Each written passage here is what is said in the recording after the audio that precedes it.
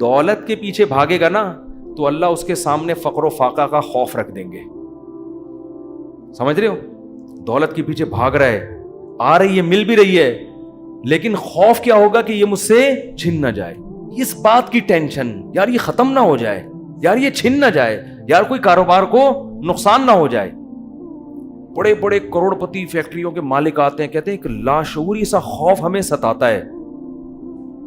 دنیا کی ہر نعمت ان کے پاس, مگر دماغ میں نا کہہ رہے ہیں ہمیں خود بھی نہیں پتا ہم ڈر کس چیز سے رہے ہیں, لیکن سکون نہیں ہے.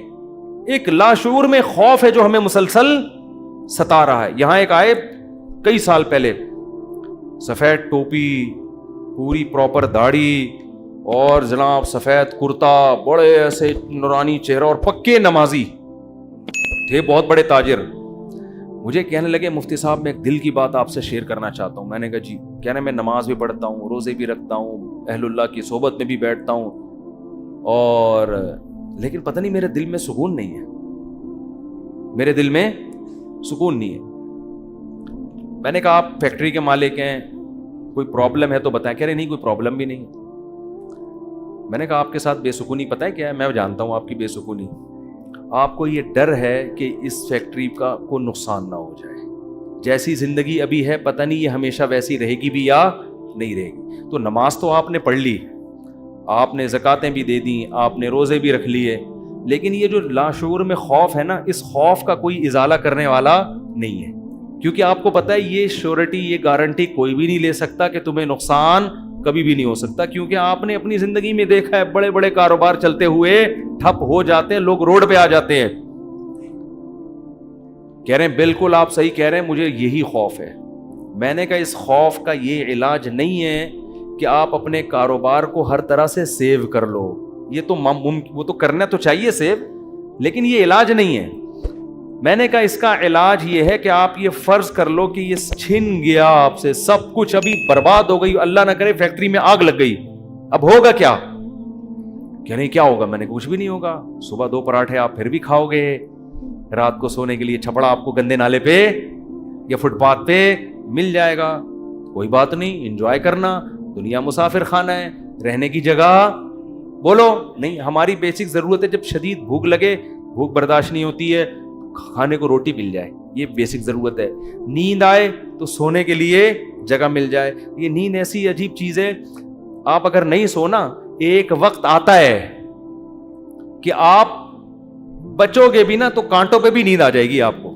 اب جیسے میرے ساتھ ہوتا ہے نا, نیند نہیں ہو رہی, ایک وقت جب بہت زیادہ جمع ہو جاتی ہے, پھر ہم نہیں بھی سونا چاہ رہے ہوتے ہیں, سو رہے ہوتے ہیں. میں ایک دفعہ سفر میں آ رہا تھا, بڑا لمبا بس کا سفر تھا, سونے کا ٹائم ہی نہیں ملا. تو جب ہم سکھر تک پہنچے نا, پرانی بات ہے 20-25 سال پرانی, تو میں ایسا سویا ہوں, کبھی اس کے اوپر جا کے دھڑام سے گر رہا ہوں, وہ اٹھا رہا ہے بھائی کیا کر رہے ہیں مولوی صاحب, پھر جب ادھر کو کر دو دھڑام سے اس کے اوپر گرا, وہ کہہ رہا ہے مولوی صاحب تمیز سے بیٹھو یار, پھر ادھر. میں جاگنے کی کوشش کر رہا ہوں, لیکن یہ اللہ کی رحمت ہے کہ جو چیز ضروری تھی وہ اللہ نے آپ کے اوپر مسلط کر دی. تو میں نے کہا نیند کا بھی کوئی ٹینشن لینے کی ضرورت نہیں ہے, سونے کی کہیں بھی جگہ نہ ہوئی نا آپ کو. اور جب گہری نیند آتی ہے نا, انسان پہ مسلط ہوتی ہے, بے شک نرم گدا نہ بھی ہو, سونے کا مزہ خاندانی آتا ہے. آدمی کہتا ہے کہیں سر ٹکانے کی, کوئی بندے سے کہتا ہے تو خالی ہاتھ یوں رکھ کے کھڑا ہو جا تھوڑی دیر کے لیے, کہیں سر ٹکانے کی ذرا سی جگہ مل جائے, ایسا مزہ آتا ہے سونے میں. وہ جو سبزی والا جو میرے پیسے لے کے بھاگا تھا نا, وہ ٹھیلے پہ سوتا تھا رات کو, وہ رات کو ٹھیلے پہ سوتا تھا. اس کو سکون تھا نا, اس کی سکون نہیں تھا اصل میں, وہ تھک اتنا جاتا تھا نا فراڈ کر کر کے ادھر سے پیسے, تو رات کو آ کے اب اس کو جگہ نہیں ملی, تو میں نے کئی دفعہ دیکھا ٹھیلے پہ سو رہا ہے. مزدور لوگوں کو دیکھ لو نا آپ, جہاں جگہ ملے سو جاتے ہیں وہ. تو میں نے ان سے کہا کہ ٹینشن لینے کا نہیں ہے, آپ کی بیسک ضرورت نیند ہے, وہ آ جائے گی, کہیں بھی آ جائے گی, بیٹھے بیٹھے سو جاؤ گے.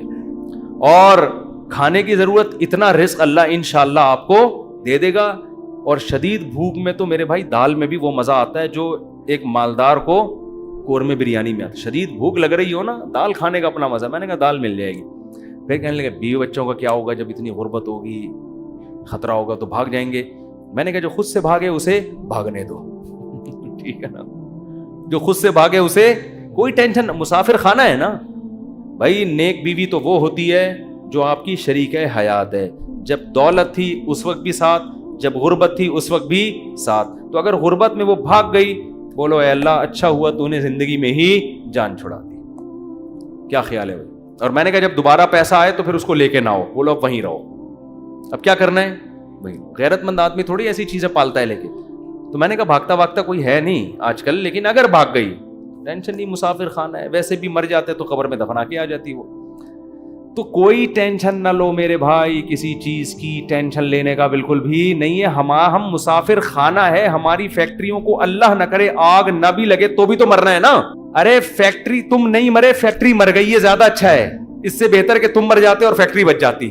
کوئی فرشتہ آئے اور کہے اللہ نے مجھے حکم دیا ہے اس کی فیکٹری کو آگ لگوا دو, لیکن اس کو آپشن دے دو کہ تو مرے تیری فیکٹری کو مار دیں. آدمی کہتا ہے بھائی مزدوروں سمیت مار دے اس پوری فیکٹری مجھے بچا لو. یہی ہوگا نا, مجھے بچا لو. تو ان کو تھوڑا سکون ہے. میں نے کہا آپ کا مسئلہ یہ ہے کہ آپ نماز پڑھتے ہیں, علماء کے پاس بھی بیٹھتے ہیں, مگر آپ نے دل میں دنیا کی محبت کے گٹر ابل رہے ہیں آپ کے. ہمارے حضرت فرمایا کرتے تھے بہت سے لوگ ایسے ہیں, بڑی بڑی داڑیاں, تہجد گزار اور جناب بڑے ہر بات پہ درود شریف, لیکن دل میں دنیا کی محبت کے گٹر پالے ہوئے ابل رہے ہیں. یہ ایسے جیسے اللہ کی محبت کے چشمے ابلتے ہیں نا, تو دنیا کی محبت کے چشمے نہیں ابلتے, گندگی کے گٹر ہیں جو ابلتے ہیں. کہتے ہیں ان کے دل میں گندگی نہیں ہے, گندگی کے دنیا کی محبت کی جو ایک گٹر ہے نا, گٹر, وہ گٹر ابل رہے ہیں. جس کو یہ مثال سمجھ میں نہ آتی ہو, بارشوں میں ہماری گلی کو آ کے دیکھ لیا کرے گٹر کیسے ابلتے ہیں, تو وہ پتہ چل جائے گا کہ یہ ہے جو گند نکلا ہوا ہے. اس گند کو نکالو. کیا کہا پیغمبر نے ہود علیہ السلام نے اپنی قوم سے, صالح علیہ السلام نے اپنی قوم سے, تتخذون مصانع لعلکم تخلدون, اے میری قوم تم گھر اتنے مضبوط بناتے ہو جیسے تم نے ہمیشہ رہنا ہے, اتنا پیسہ ان دیواروں میں کیوں پھونک رہے ہو؟ حالانکہ وہ حلال پیسوں سے گھر بنا رہے تھے بھائی, حرام سے تھوڑی بنا رہے تھے, حرام سے نہیں بنا رہے. پھر بھی پیغمبر اعتراض کر رہے ہیں کہ موت کو بھول گئے ہو تم, اتنا سریا بنیادوں میں ڈالا جا رہا ہے. لوگ بتا رہے تھے ہم نے یہ سریا ڈالا. میں کہتا ہوں اپنی ہڈیوں میں تو کیلشیم ہے نہیں تمہارے, پہلے اپنی ہڈیوں میں سریا ڈالو بھائی. ہڈیاں بوسیدہ ہو رہی ہیں, کھوکھلی ہو رہی ہیں, اور مکان کی مضبوطی پہ انسان فخر کر رہا ہے. تو نکالو اس گٹر کو, ایسے جھٹک دو. ہمارے حضرت ایک ذکر بتایا کرتے تھے کہ رات کو نا تنہائی میں بیٹھ کے یہ ذکر کیا کریں. یہ ذکر حدیث سے ثابت نہیں ہے, صرف ٹریننگ کے لیے ہے, ٹریننگ کے لیے, اپنی اصلاح کے لیے. اس لیے اس کو سننا سمجھنا جائز نہیں ہے. وہ ذکر کرواتے تھے, بہت سے اکابر کرواتے ہیں یہ کہ لا الہ الا اللہ. لا الہ میں کیا کرنا ہے؟ گردن یہاں لے کے جانی ہے. لا الہ, کوئی معبود نہیں. یہ تصور کر رہے ہیں دل سے اللہ کے علاوہ سب چیزیں نکل رہی ہیں, نکال کے باہر پھینک رہا ہوں. اس تصور کا نا بڑا اثر پڑتا ہے دل کے اوپر. لا الہ سب نکال کے, بحریہ ٹاؤن نکالو سب سے پہلے اس میں سے. ہاں بحریہ, آپ کو نہیں پتا بحریہ ٹاؤن کا, آپ باہر سے آئے نا. ہمارے ہاں وہ کامیاب ہے جو بحریہ ٹاؤن ہے, اور وہ ناکام ہے جو بحریہ ٹاؤن نہیں ہے. تو ہمارے ہاں جنت الفردوس میں ریاض ملک ہے جس کا بحریہ ٹاؤن ہے. یہ جنت جو دنیا میں باتیں کرتے ہیں لوگ, اب اس کو نہیں مانتے, کہتے ہیں بھائی تیرے پلاٹ کتنے ہیں.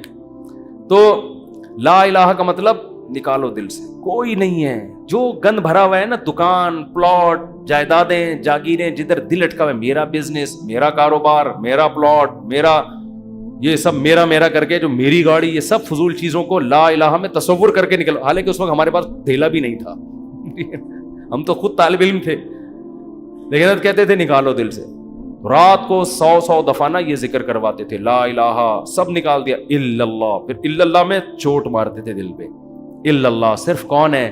اللہ ہے. تو الا کل ما خل اللہ باطل, حدیث میں آتے اللہ کے علاوہ سب باطل ہے. اس کا ہم آج کی زبان میں ترجمہ کریں گے, اللہ کے علاوہ سب بکواس ہے. سب کیا ہے؟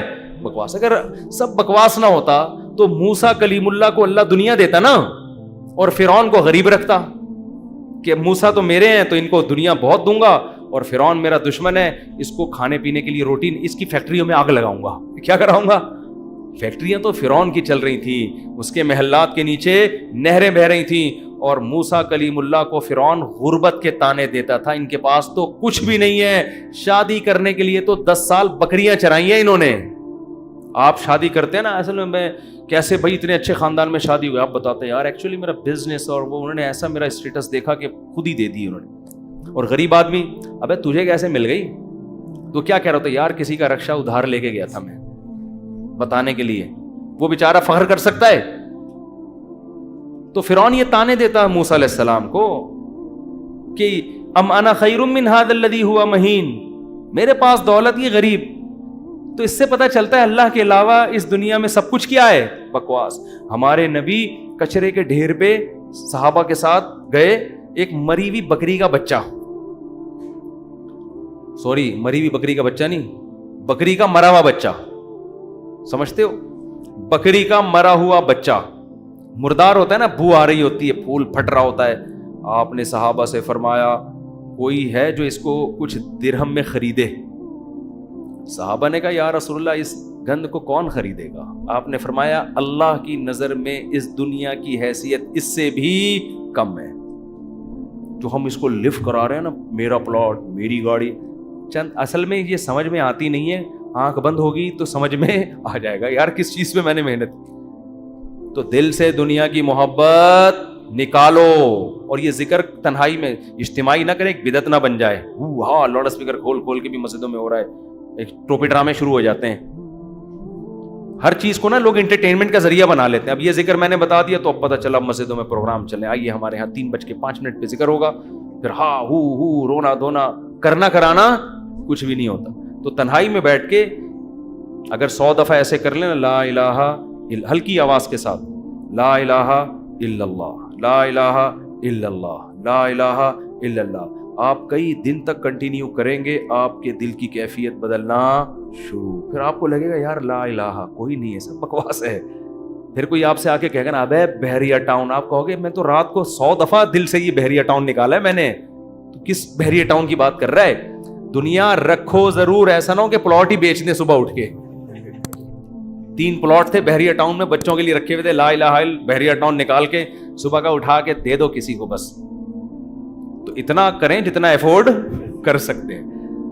یہ تو ہمارے نبی نے تو رکھا ہی نہیں نا, لیکن ہمیں حکم ہے, ہم کمزور لوگ ہیں, رکھ لو. اگر اللہ نے وسائل دیے ہیں, دل نہ لگاؤ. دل لگانے کا کیا مطلب ہے؟ فیکٹری اس لڑکے نے رکھی تھی مگر دل میں بھی رکھی ہوئی تھی, تو میں نے کہا دل سے فیکٹری کو کیا کرو, نکال دو. جب نکالو گے تو کیا ہوگا؟ دل میں محبت ہے یا نہیں ہے, اس کی علامت ہے چھوٹ جانے پہ نقصان کتنا ہوتا ہے.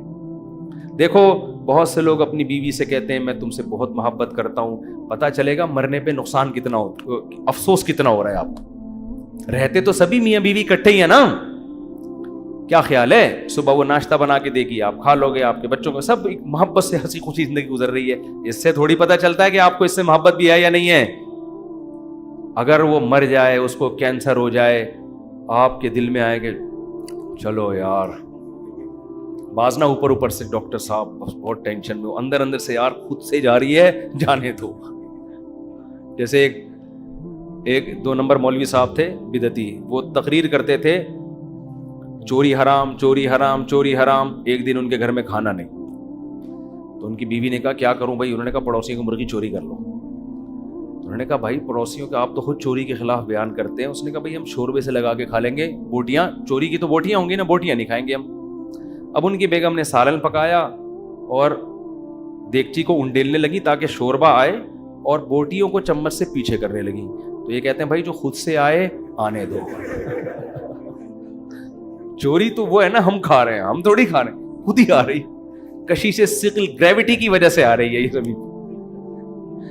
تو بعض لوگ بیوی سے اتنے بیزار ہوتے ہیں, علاج بھی کر رہے ہیں ایک ذمہ داری سمجھ کے, لیکن دل میں یہ ہوتا ہے اگر خود سے مر رہی ہے نا تو اللہ تو سمجھتا تو ہے نا میں کیا کہنا چاہتا ہوں. تو ساتھ رکھنا, اس سے نہیں پتا چلتا کہ آپ کو اس سے محبت ہے یا نہیں ہے. لوگ رہ لیتے ہیں, پیسہ بھی رکھ لیتے ہیں, محبت کا اس سے پتا چلتا ہے چھوٹ جانے پہ غم کتنا ہوتا ہے. گاڑی رکھیں, بنگلہ رکھیں, چھوٹ جانے کے لیے تیار رہیں, چھوٹ گئی تو کوئی مسئلہ نہیں ہے یار. تو میں نے ان صاحب کو کہا کہ یہ فیکٹری میں ابھی سے فرض کر لو آگ لگ گئی ہے اور سب برباد ہو گیا, اب آپ دھوتی بنیان میں گھوم رہے ہو ٹھیک ہے نا, تو کیا ہوگا؟ اس میں نے کہا وہ ابھی سے فرض کر لو. تو کہنے لگے یار بڑا سکون ملا ہے. تو میں نے کہا یہ سکون آپ کا پھر ختم ہو جائے گا, پھر فیکٹری تو نکالو اس کو دل سے. اور دل سے دنیا نکالنے کا ایک بہت بہترین طریقہ ہے صدقہ کیا کرو. جب روکڑا خرچ کرتا ہے نا دل کھنچتا ہے. ہم جو صدقہ کرتے ہیں نا اس میں ٹینشن نہیں ہوتی ہمیں. اتنا کرو جس سے تھوڑی سی تکلیف ہو کہ کیا کر دیا یار, کیا کر رہا ہوں. حدیث میں آتا ہے بہترین صدقہ وہ ہے کہ جب تم کرو تو تمہیں ڈر ہو کہ غریب نہ ہو جاؤں. تأمل الغنا وتخشى الفقر, اور نہ کرنے میں امید ہو کہ بڑا پیسہ بنا لوں گا. اس کنڈیشن میں جب کرو گے نا تو یہ سب سے بہترین صدقہ ہے. تو صدقہ کیا کرو, دیا کرو یار. یہ ہمارے حضرت فرماتے تھے ایک آدمی دکان سے اتنی محبت ہو گئی اس کو, ایک دن اس نے کہا کہ مجھے اتنا دکان میں دل اٹک گیا, ایک دن میں دکان بند کر کے بیٹھ گیا. میں نے کہا باڑ میں جائے, اپنی اصلاح کے لیے نا, کوئی بات نہیں نقصان کرو یار اپنا, ہر وقت دکان دکان دکان ایسی کی تیسی تالا لگا کے گھر بیٹھ گیا کہ جب نارمل کنڈیشن میں ہوں گا پھر آؤں گا. جیسے کسی کو عشق ہو جائے نا کسی سے, اب مل تو رہی نہیں ہے وہ, تو عشق میں وہ پاگل ہونا شروع ہوتا ہے. تو بیوقوف لوگ کیا کرتے ہیں, ہر وقت اس کی یاد دماغ میں, ہر وقت اس کو دیکھ رہے ہیں, اس کی تصویریں دیکھ رہے ہیں, پرانے میسج پڑھ رہے ہیں, سوچ رہے ہیں. بیوقوف یہ کرتے ہیں. عقل مند کیا کرتا ہے, لعنت بھیجو یار صحیح ہے نا, نمبر ہی بلاک کر دو ایسی کی تیسی. اور جب یہ کیفیات ختم ہو جائیں گی پھر دیکھوں گا شادی ہو گئی نہیں ہوگی, دوبارہ ٹرائی کر کے کوشش کروں گا. پاکستانی چھوڑتا تو ہے نہیں, کہتے پھر 1 سال بعد دوبارہ ٹرائی کریں گے. اب تو عقل مندی کا تقاضا ہے. تو جلدی سے بس حدیث مکمل کر دوں. نبی نے فرمایا جس نے خواہشات کو ہدف بنا لیا تو اللہ فقر و فاقہ اس کے سامنے لا کے کھڑا کر دیں گے. کروڑ پتی ہوگا مگر آگے فقر و فاقہ اس کو ڈرا رہا ہوگا, بھائی میں حملہ کر دوں گا, میں تجھے کھا جاؤں گا. اس خوف کی وجہ سے لائف کو انجوائے نہیں کرے گا. جعل اللہ فقرہ بین عینیہ وفرق علیہ شملہ. دوسری سزا دنیا میں اس کو یہ ملے گی کہ اس کی فکروں کو بکھیر دیں گے اللہ تعالیٰ. اتنے مسائل ہوں گے کہ میرا یہ صرف ایک پیسہ مسئلہ نہیں ہوگا, یار یہ کام بھی ہو جائے, یار یہ بھی ہو جائے, یار یہ بھی ہو جائے, یار فلاں سے تعلقات بھی ٹھیک ہو جائیں, یا لوگ میری مخالفت کرنے وہ بھی چھوڑ دیں, یار وہ فلانا.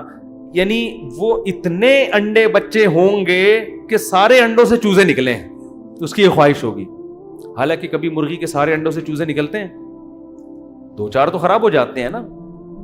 تو فرقہ یہ اور عجیب ٹینشن, سکون نہیں ہوگا. یہ بھی اس کی فکریں اللہ کیا کر دے گا, اس کے سامنے بکھیر دے گا. یہ بالکل ایسے ہے جیسے بہت ساری ٹینشنیں اگر ایک پوٹلے میں ہو نا, انسان کہتا ہے اٹھا کے پوٹلا پھینک دو, ختم. اور وہ پوٹلا کھل کے بکھر جائے, ایک ٹینشن وہ ہے, ایک ٹینشن وہ ہے, ایک ٹینشن وہ, اس کو کمبخت کو سمجھ میں ہی نہیں آئے گا ان ٹینشنوں سے میں جان چھڑانا شروع کون سی والی ٹینشن سے کروں, میں کون سی والی ٹینشن کو میں پہلے پھینکوں, پھر اتنی بکھری ہوئی ہوں گی اس میں ڈوبا ہوا ہوگا وہ.